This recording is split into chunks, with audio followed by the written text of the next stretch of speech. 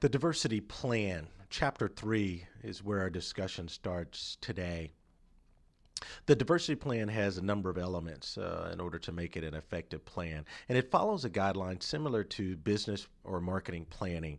It has some nuances that are different, and we'll highlight those. But we start with an executive summary, we have a company description, the SWOT that we've talked about in both previous chapters, the strategy that we develop, also a discussion that we've had previously, the diversity programs that we build, the finances that we'll touch base on just a little bit, the implementation of the plan, and then last but not least, our ability to be able to assess the diversity plan. So let's get right into the plan.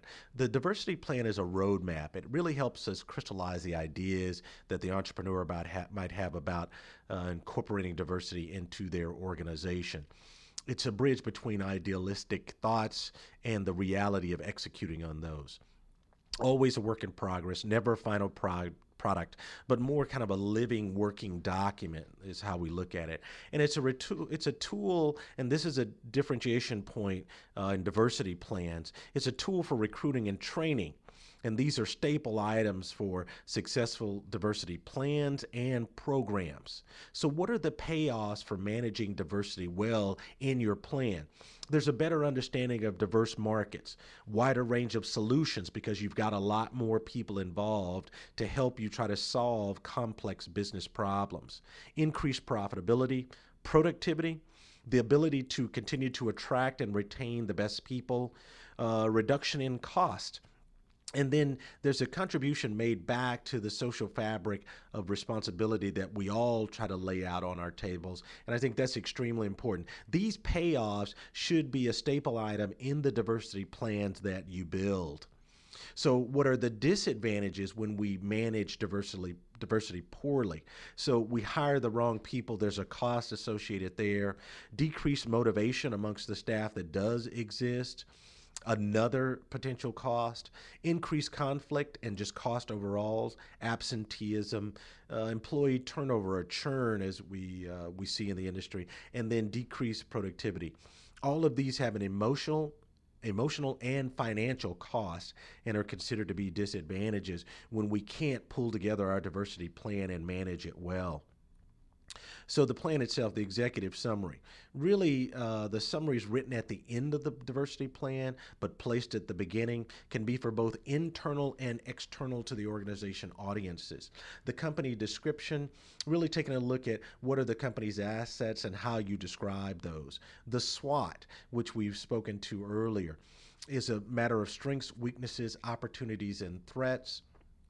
The strategy that we develop from our SWOT is the diversity plan roadmap. That's our outline and gives us the guidance of the goals that we wish to obtain. And of course, the highlight in a diversity plan that's different is the diversity programs. These are tactics to complete the strategy, the how of completing your plan. And those programs should be diversity driven. And then the financials. Looking from a financial standpoint, these are projections for earning revenue, keeping costs in check, because in a business, there are three things we want to be able to do in a simplified term with our financials. We want to be able to increase revenue, reduce cost, and or both. And then implementation, the ability to take a look at your plan and figure out the steps to execute and put the plan into practice. And then assessment. In an assessment, we're really looking at determining if the plan is on the right path, and if not, what necessary steps do we need to make to correct it as it relates to our goals. So the diversity plan, kind of starting concepts. When you start a diversity plan, you want to describe your organization and what you do. You want to look at who is your audience from a diversity standpoint. You have consumers, you have observers, you have employees, you have a lot of different people that make up your audience.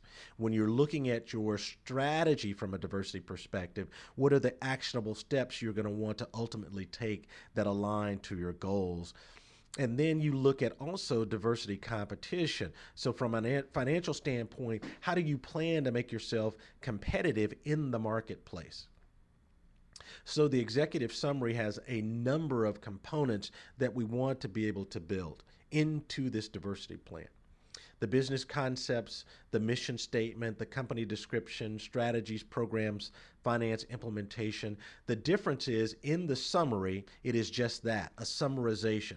So a page or two, but the executive summary, that's why it's written at the end and placed at the beginning, kind of summarizes or gives you a prelude to the rest of the plan, while the company description really speaks to the vision for your organization in the next 3 to 5 years. And of course, this would include the diversity component of what you're going to do from a visionary standpoint for your organization.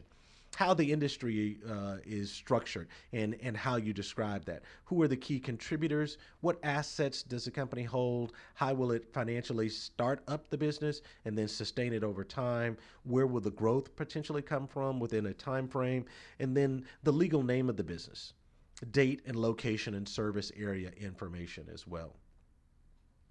The diversity SWOT is just like the SWOT we went over in chapter 2, where you look at your strengths, weaknesses, opportunities, and threats. And then with the analysis, where's the greatest potential for your organization is and why. This is being more analytical and critical thinking in our thought process at work. So we've got to be able to pull up this analysis to help us then ultimately develop our strategy and to develop our diversity programs. A little bit on a market overview, as well as changes you anticipate in the market. So that strategy, even though it has a competitive, technological, employee marketing, and operations focus, it really needs to encompass the diversity aspect of what we're going to do. So the question in strategy is how are we going to leverage our diverse or diversity strengths to have them be payoffs for us on the business side of this equation? And you can see here that we give you a number of questions that could be posed as to what you need to explain in order to make sure that you are building these elements or components into your overall strategy. So I talked earlier about the diversity program descriptions and some of the key performance indicators we want to make sure are included in our diversity programs.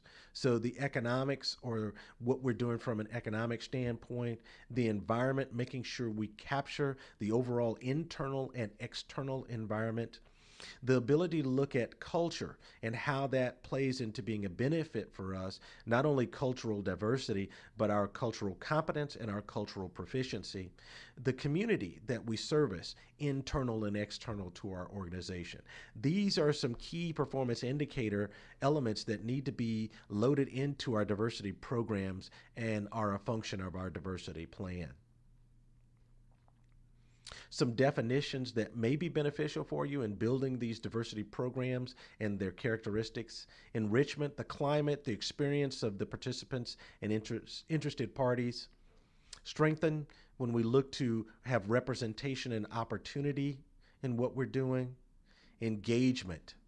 And when we're looking to engage, we're really talking about transformation and development overall from a diversity perspective. Now, the financials themselves. And even though this slide is quite busy as a 9-month projection, here's what you take away from the financials in your diversity plan. You have revenues, which are kind of the top half of, or top third of this particular diagram. And you want to detail out where your revenues are coming from and how they're projected over time. In the middle of the page, you have expenses. And just as important, you want to be able to understand where your expenses are coming from and where they are projected over time. And then the difference, again, in a very simplified pro forma format, the difference is your net profit. So at the bottom of the page, your expenses deducted from your revenues give you the idea as to whether or not you're making money or not. These financials need to be an important piece and an included piece in your diversity plan, because your programs more than likely are going to have a cost associated with them. Implementation from a diversity plan standpoint.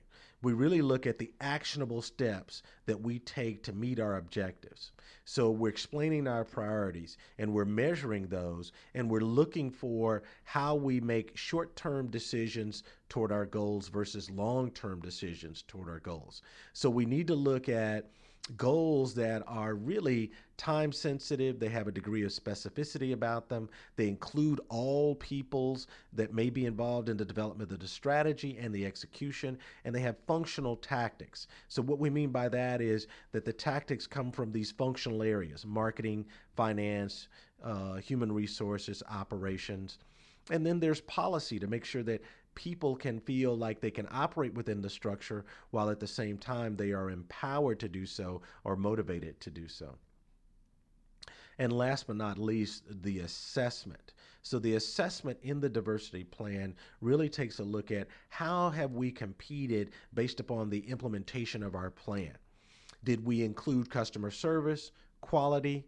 Are they integrated in the plan in a way that it's a part of our fabric versus something that's an overlay?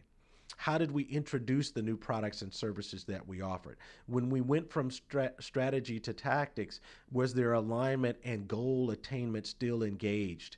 And then were these things measurable? Assessment can be looked upon as a recalibration as to whether or not the plan you implemented is on the right track. And if not, what changes need to be made? And if it is, then how do you continue forward?